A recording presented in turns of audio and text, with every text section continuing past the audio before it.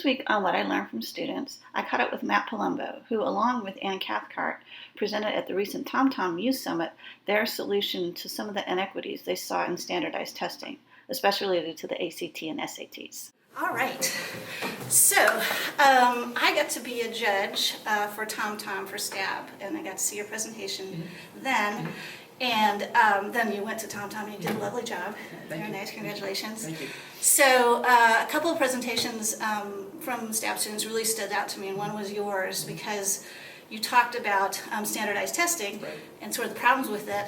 And I always knew, like I have problems with it at the K-12 level, but I really hadn't thought about SATs and ACTs and stuff like that. So can you share some of the information that you found? Right, so the whole idea I kind of got was because initially when I was going through the standardized test process, I had to think about which test I was going to take and how I was going to score the best. And so everything all my friends were doing from the start was getting tutoring, right? And they had the means to do that. Right. And for me, it was a bit of a stretch to get tutoring. And so eventually my family worked it out, and I think I got tutoring sessions. So I took the ACT twice, and I got my score, and I got the same score both times. And then I took 4 tutoring sessions, and in 4 tutoring sessions, I bumped my score 5 points. And my reasoning ability didn't change between them. It was just simply a matter that I knew how to take the test. And so I was thankful to have the opportunity to take the test, but I know and I recognize that most students don't have that opportunity, or a lot of students, rather. And so low-income students simply cannot get tutoring, and they really can't get extra time. And so extra time is this thing that's supposed to be for students that are that have inherent disabilities, you know, whether it be dyslexia or ADHD, and the entire notion that you have to pay somebody in order to get extra time granted to you, to me, seems whack. Because why should you have to pay to be diagnosed with something that's going to clearly benefit you? And so I also thought a lot about that, because some of my friends were able to get extra time, and they were able to really boost their scores.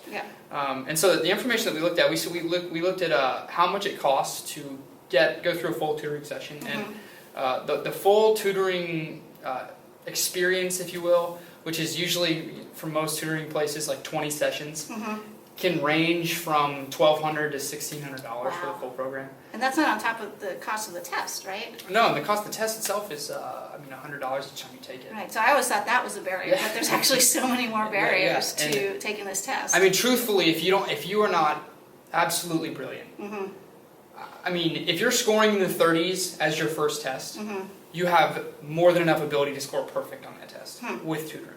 So for most kids, you know, they start off 24, 25, let's say on the ACT, they take the test and they finish with 30. And so it's just a huge benefit.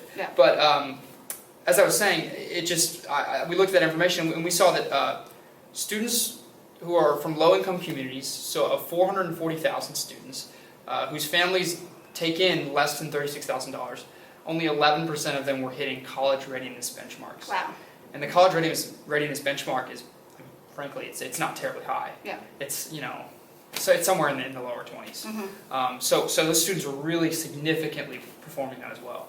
And I know that is not a factor of them just not being capable. It's that these tests are not standardized at all. So what would you like to see changed? So there's 2 ways to look at it. There's, let's make these tests completely equitable. Let's make them something that you can't study for. No matter what you do, you can't study for it. I think that's maybe a loftier goal and kind of hard to achieve and hard to measure, and that's difficult because really people can study for anything. But what you can do is you can try and make tutoring available to people in your community. And so what I would like to see happen is a scholarship fund start for kids who don't have the money to be able to take some legitimate tutoring. Great. Well, thank you so much, and hope you learned a lot too.